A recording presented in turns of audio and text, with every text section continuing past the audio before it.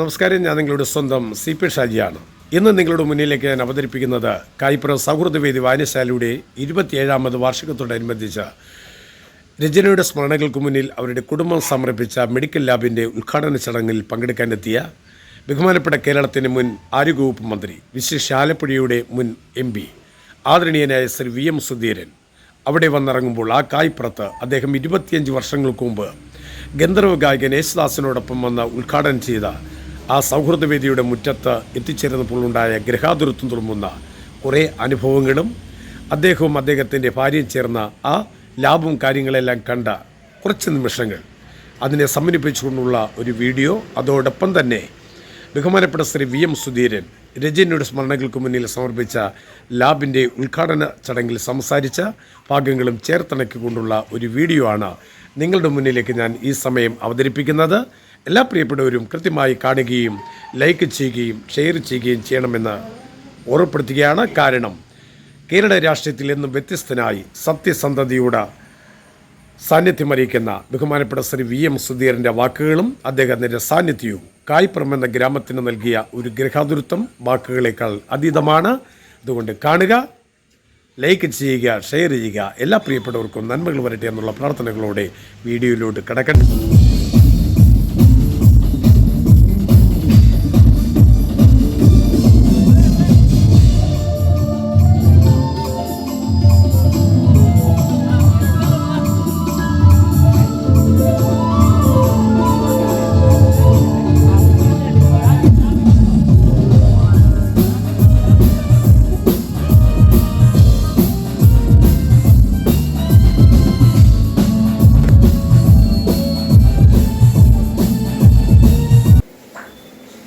ടെക്നീഷ്യന്മാർ പിന്നെ ഒന്നരെന്താ ടെക്നീഷ്യൻ എന്ത് ടെക്നീഷ്യൻ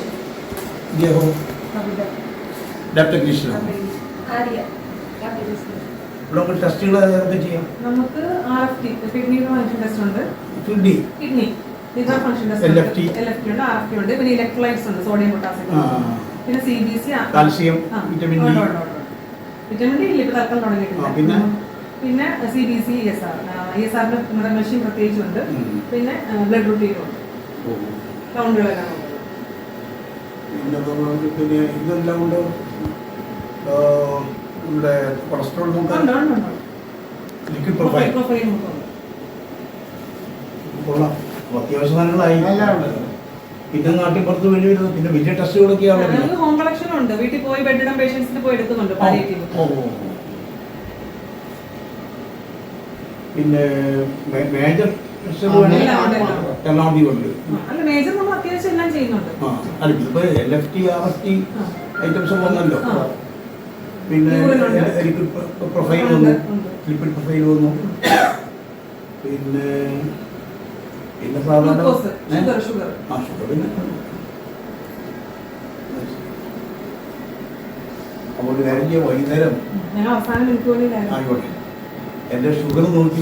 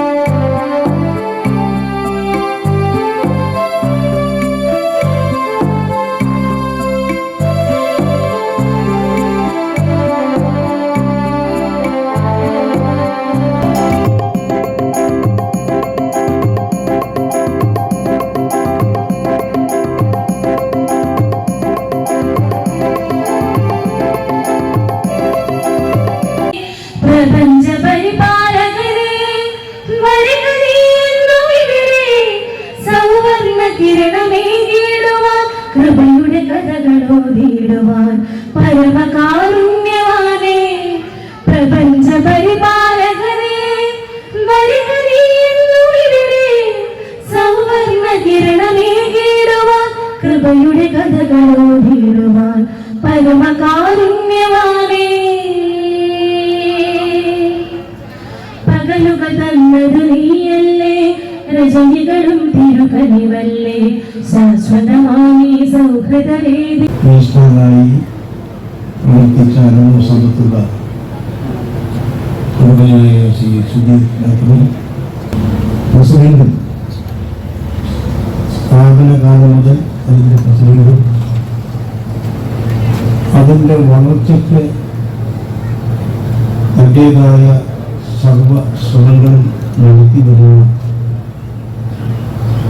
ഏറ്റവും ഒടുവിൽ വായനശാലയുടെ പ്രവർത്തനങ്ങളുമായി ബന്ധപ്പെട്ട് ലോകത്തെ പ്രയോജനകരമായ ഒരു മെഡിക്കൽ ലാബ് ആരംഭിക്കുന്നതിന് തൻ്റെ സർവസ്വവും വിനിയോഗിച്ച തൻ്റെ സഹോദരങ്ങളുടെ ലോകഭയത്തിൽ അവർക്ക് ആദരവ് അർപ്പിക്കുന്നതിൻ്റെ ഭാഗമായി തൻ്റെ സ്നേഹ വാത്സല്യം പ്രകടിപ്പിക്കുന്നതിൻ്റെ ഭാഗമായി മെഡിക്കൽ ലാബ് ആരംഭിക്കുന്നതിന് മുൻകൈയെടുത്ത കുഞ്ഞുങ്ങളും പാഠശാലയിലെ സെക്രട്ടറി ശ്രീ വിനോദ് വളരെയേറെ സംതൃപ്തിയോടെ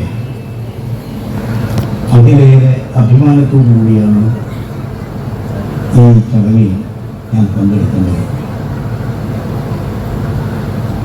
കഴിഞ്ഞ ദിവസം എൻ്റെ സുഹൃത്ത് ശ്രീ കെ വി മേഘനാഥനോടൊപ്പം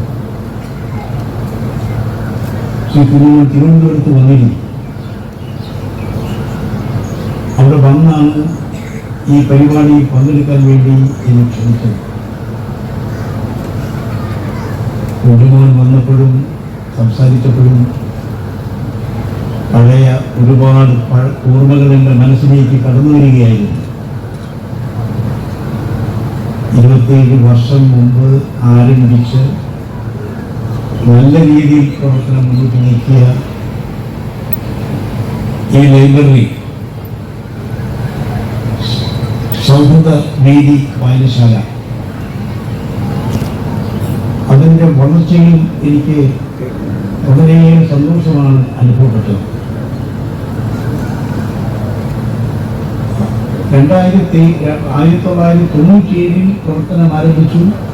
അലോപ്പതിയിൽ മാത്രമല്ല ആയുർവേദ രംഗത്ത്, ഹോമിയോ രംഗത്ത്, മറ്റു മേഖലകളിലൊക്കെ നമുക്ക് ചികിത്സാ സംവിധാനം. രോഗം വന്നാൽ ചികിത്സിക്കാനുള്ള എത്രയേറെ സൗകര്യങ്ങൾ ഉണ്ടെങ്കിൽ പോലും നമ്മുടെ മെഡിക്കൽ കോളേജുകളിലൊക്കെ തിരക്കെന്താണ് അല്ലെ ലക്ഷ്മി? അവിടെ നിശ്ചയിക്കപ്പെട്ട രോഗികളുടെ 10 മടങ്ങ് രോഗികളാണ് ഓരോ ദിവസവും വന്നു പോകുന്നത്. നമുക്കറിയാം, സ്വകാര്യ ആശുപത്രിയിലെ ഡോക്ടർമാരൊക്കെ നിശ്ചിത രോഗികളെ മാത്രമേ കാണാറുള്ളൂ. പക്ഷേ മെഡിക്കൽ കോളേജിലെ സർക്കാർ ആശുപത്രികളിലെ ഡോക്ടർമാരാകട്ടെ അവരെ കാണാൻ വരുന്ന ഒ പിയിൽ കാണാൻ വരുന്ന മുഴുവൻ രോഗികളെയും കാണാൻ അവർ ബാധ്യസ്ഥരാണ്. 500-ഉം 1000-ഉം രോഗികളാണ് ഓരോ ദിവസവും അവരുടെ പരിശോധനയ്ക്ക് വിധേയമാക്കുന്നത്. ഞാൻ ശരിക്കും പറഞ്ഞാൽ നമ്മുടെ മെഡിക്കൽ കോളേജുകളെ കുറിച്ചും സർക്കാർ തലത്തിൽ പ്രവർത്തിക്കുന്ന ആയുർവേദ എല്ലാ തലത്തിലുള്ള ആശുപത്രികളെ കുറിച്ചും വളരെ മതിപ്പോടുകൂടി എടുത്തു പറയുന്ന ഒരാളാണ്. ഞാനും എന്തെങ്കിലും നിവൃത്തിയുണ്ടെങ്കിൽ മെഡിക്കൽ കോളേജിലാണ് സാധാരണ പോകാറ്. നിവൃത്തിയില്ലെങ്കിൽ, അത്യാവശ്യമുണ്ടെങ്കിൽ, മറ്റു മാർഗമില്ലെങ്കിൽ മറ്റു സ്ഥലങ്ങളെ അഭയം പ്രാപിക്കേണ്ടി വരും, അവിടെ പോകേണ്ടി വരും. പക്ഷേ കഴിയുന്നതും മെഡിക്കൽ കോളേജുകളിൽ പോകാനാണ് ശ്രമിക്കുന്നത്. പക്ഷെ നമുക്കറിയാം, ഈ ആയുർവേദ ചികിത്സാ രംഗത്ത് അനുഭവപ്പെടുന്ന പ്രയാസങ്ങളെ കുറിച്ച് കൃത്യമായിട്ട് അറിയാം. വൈദ്യപരിശോധന രംഗത്ത് ഞാൻ 2 മാസം കൂടുമ്പോഴും എല്ലാ പരിശോധനയും നടത്തുന്ന ആളാണ്. ഭാഗ്യവശാൽ നിയമസഭാ സാമാജികനായിരുന്നതുകൊണ്ട്, MP ആയിരുന്നതുകൊണ്ട് നമ്മുടെ ചികിത്സാ ചെലവുകളൊക്കെ റീഇംബേഴ്സ്മെന്റായി മടക്കി കിട്ടും എന്നുള്ളതുകൊണ്ട് നമുക്ക് വലിയ ബുദ്ധിമുട്ട് വരാറില്ല. പക്ഷെ സാധാരണക്കാരനെ സംബന്ധിച്ചിടത്തോളം ഈ പരിശോധന ചെലവ് തന്നെ എത്ര കൂടുതലായിട്ടാണ് വരുന്നത്, ചികിത്സാ ചെലവ് തന്നെ എത്ര കൂടുതലായിട്ടാണ് വന്നുകൊണ്ടിരിക്കുന്നത്. അവർക്കൊരു കൈത്താങ്ങായി ഇതുപോലുള്ള സ്ഥാപനം വരിക എന്ന് പറയുന്നതാണ് വളരെ ആശ്വാസകരമായിട്ടുള്ളത്. അവിടെയാണ് ശ്രീ കുഞ്ഞുമോൻ നടത്തിയ ആ സേവനത്തിൻ്റെ ആ പ്രവർത്തനത്തിൻ്റെ മഹത്വം നമുക്ക് മനസ്സിലാക്കാൻ സാധിക്കുന്നു. രോഗം വരാതിരിക്കാനുള്ള പ്രവർത്തനങ്ങൾ ശക്തിപ്പെടുത്തുന്ന കാര്യത്തിൽ നമുക്ക് ഇനിയും ഏറെ മുന്നോട്ട് പോകേണ്ടിയിരിക്കുന്നു. ഞാൻ തുറന്നു പറയാൻ പഠിക്കുന്നില്ല, കേരളം അക്ഷരാർത്ഥത്തിൽ രോഗാതുരമായിക്കൊണ്ടിരിക്കുന്നു. അന്ന് കൃഷി വകുപ്പ് മന്ത്രിയായിരുന്ന MN ഗോവിന്ദൻ നായരുടെ ഒരു ആഹ്വാനമാണ്, എന്തുകൊണ്ട് വിദ്യാർത്ഥികൾ സമരം തേടുന്ന വിദ്യാർത്ഥികൾ കാർഷിക മേഖലയിലേക്ക് തിരിയുന്നില്ല.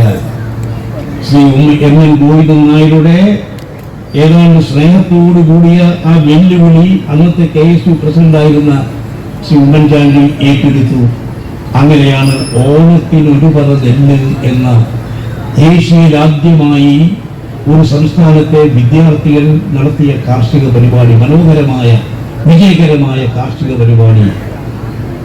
ആ ഓണത്തിന് ഒരു പറ നെല്ല് എന്ന നല്ല സംരംഭത്തിന് വിത്തുകൾ, നെൽവിത്തുകൾ കൃഷി വകുപ്പിൽ നിന്ന് നൽകി.